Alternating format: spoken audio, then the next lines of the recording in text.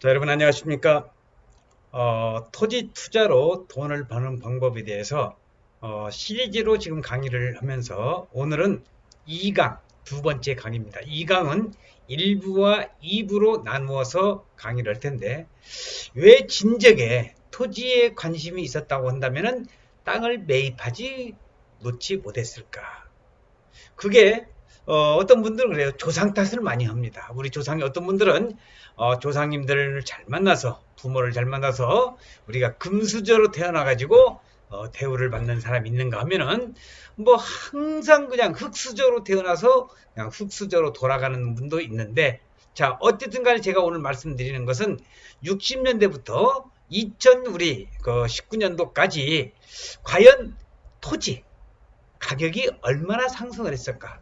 무척 상승한 거라는 것은 아마 다 들어서 아실 겁니다. 오늘 좀 자료를 정리를 해서 여러분들에게 말씀드리려고 하는데, 자, 우리가 여기 도표에서 보시다시피, 50년 동안에 그 평균 지가, 땅값이 얼마나 올랐을까 하는 주제를 하는데, 거기를 앞서서 쌀, 휘발유, 연탄, 우리가 GDP라든지 토지자산, 이런 것을 전체적으로 봐서 여러분들에게 오늘 정리를 해드리겠습니다. 자, 쌀입니다. 전에 쌀 한 가마에 80kg였어요. 그 쌀 한 가마 80kg 기준 했을 때에 우리가 50배, 아이고, 죄송합니다. 생리적인 현상은 어쩔 수가 없습니다. 다른 분들은 이런 걸 강의하다가 TV에 하다면 NG 나와서 저는 NG 없습니다. 그냥 진행합니다. 자, 쌀이 80kg 한 가마니에 50배 정도가 지난 50년을 비교 분석했을 때 올랐다고 해서 여기 딱 통계가 나와 있습니다. 자, 그 다음에 휘발유는 77배 정도가 올랐네요. 휘발유. 자, 그 다음에 연탄. 우리 서민들한테는 연탄. 요즘은 이제 연탄을 많이 안 떼지만은 연탄이 55배 정도가 오르고. 자, 그 다음에 명목 GDP라고 있죠. 1933배가 올랐고. 토지산. 참, 제가 이제 공부하고 있는 오늘의 주제인 토지입니다. 토지는 얼마나 올랐을까? 비교 분석을 해봤더니 3030배가 올랐어. 어마어마하게 올랐습니다. 자, 이건 남한 전체의 평균입니다. 압구정동 땅값 3030배 오른 줄 알아요? 엄청나게 더 오르죠. 남한에 있는 저기 지리산 계곡에 있는 토지라든지 이런 걸 다 비교 분석해서 남한의 전체 토지 평균적으로 3030배가 올랐다는 거고 평균 지가가 이제 평방미터당 2976배가 이제 올랐는 그런데 자 여기에서 이 시기가 바로 박정희 대통령 시대 때입니다. 이쪽에 박정희 대통령, 전두환, 노태우 쭉 올라가서 김영삼, 그 다음에 김대중 여기가 가장 가파르게 올랐어. 이게 어디냐? 이게 바로 노무현 정부 시대 때 땅값이 가장 많이 올랐다는 겁니다. 자, 그러면은 우리가 정부는 저는 부동산 정책에서 뭐 여러 가지가 있겠지만 토지 정책에 있어서 땅값이 너무 많이 오르는 것도 정부는 원하지 않습니다. 땅값이 내려가는 것도 원치 않습니다. 수요 공급이 원활해서 이렇게 차근차근 이렇게 오르는 거죠. 이 정도 선이죠. 이렇게 해서 정부는 그 부동산 가격 안정책을 펼치고 있는데 자 어쨌든 간에 지난 50년 동안에 남한의 토지 가격은 3030배가 올랐다는 건데 이제 밭과 논 대지, 임야 다 이렇게 구분을 해놨는데 거기까지 설명을 드리면 시간 관계상 여러분들이 도표를 참조를 해주시고요. 자, 그러면 이제 문제가 뭐냐? 가구 그 저축액과 상위 계층의 분류소득을 비교해봤어. 요게 이제 똑똑하신 분들은 요걸 분석을 할 줄 아셔야 돼. 자, 월급쟁이 가구가 연 흑자액이 평균을 내서 1,050만 원입니다. 자, 그런데 상위 1%의 분류소득. 상위 1%의 분류소득이라는 건 뭐냐면 지난 50년간 땅값이 얼마인지 오른 줄 알아요? 6,700조. 6,700억이 아닙니다. 6,700조의 땅값이 상승했는데 이 60% 이상의 토지 미소유자는 그러면 땅값이 오른 만큼 분류소득을 가져갔잖아요. 땅을 가진 사람들이. 그런데 땅을 한 평도 땅을 안 갖고 있는 사람들이 우리나라의 60% 이상이 된대. 그러면 그 토지 미소유자는 분류소득을 가져갔겠어? 안 가져갔겠어? 전혀 안 가져갔죠.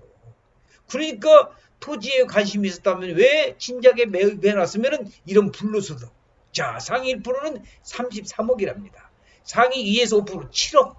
자, 상위 6에서 10%는 3억 2천의 불로소득을 가져갔는데 이 서민이 월급쟁이 가구가 이런 1,085만 원의 이런 소득이 있으면서 흑자를 내면서 이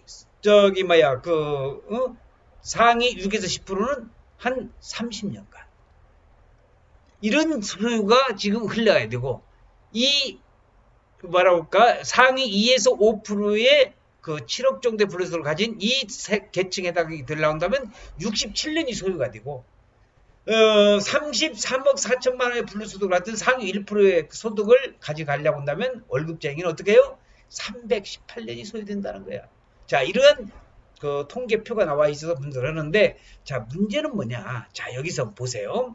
50년간 6,700조의 땅값이 상승하면서 69%의 토지 미소유자는 불로소득이 한 푼도 없잖아요. 왜? 땅이 없기 때문에.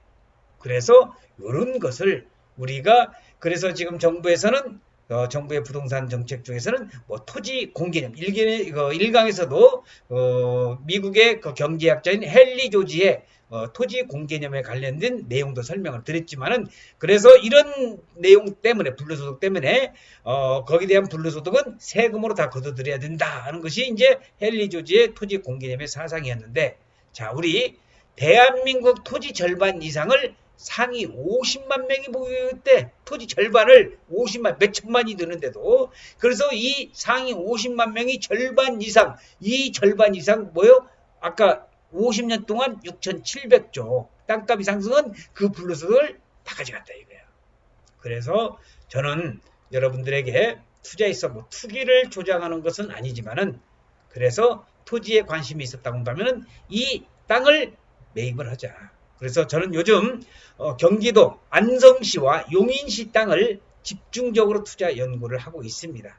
돈이 없으면은 자 이런 말이 있잖아요. 제가 뭐 투기를 부추기려고 하는 게 아니라 돈이 돈을 번다. 들어보셨잖아요. 돈이 있어야 돈을 벌어. 그래서 빨리 돈을 저축을 해서 또는 종잣돈을 우리가 시드머니를 만들어서 이런 용인시라든지 안성시 땅에 나중에 토지에 관심이 있었다고 한다면은 땅을 치고 통곡하면서 후회하지 마시고요. 왜 땅을 매입해 놓지 않았을까? 자, 그쪽에 있는 땅값은요. 하늘이 두 쪽이라도 내가 손에 장을 지지더라도 말씀을 드리는데 땅값은 오르는 거 사실입니다. 불로소득이 있습니다. 여러분이 안 가져가셔도 가져갈 사람들은 계속적으로 있기 때문에 다 차지할 수가 있어서 토지 투자에 관심이 있다고 하신다면은 저와 같이 한번 투자의 방향도 한번 설정을 해보시고 토지 투자 그렇게 어렵지 않습니다. 저는 항시 제가 이 강의의 그 세트 강의를 만들 때의 취지가 뭐냐 부동산 투자하실 분들은 공부 열심히 하지 마라. 뭐 공법의 이용자니 어떻고 거래규제 어떻고 그런 거 필요 없어요. 좋은 멘토 잘 만나서 시드머니 잘 만들어서 그렇지만은 여러분들이 기본적인 내용은 좀 알자. 그래서 제가 이런 내용을 이제 간추려서 강의를 하고 있으니까 꾸준히 강의를 들으신다고 한다면 투자에 많은 도움이 있을 겁니다. 자, 2편에서는 아주 일목요연하게 정리해 놓은 이 토지에 관심이 있다고 한다면 왜 땅을 매입해 놓지 않았을까? 이걸 후회하기 전에 전체적인 요 강의와 관련된 내용을 가지고 세부적으로 정리를 할 수 있도록 하겠습니다. 시청해주신 여러분 대단히 고맙습니다. 감사합니다.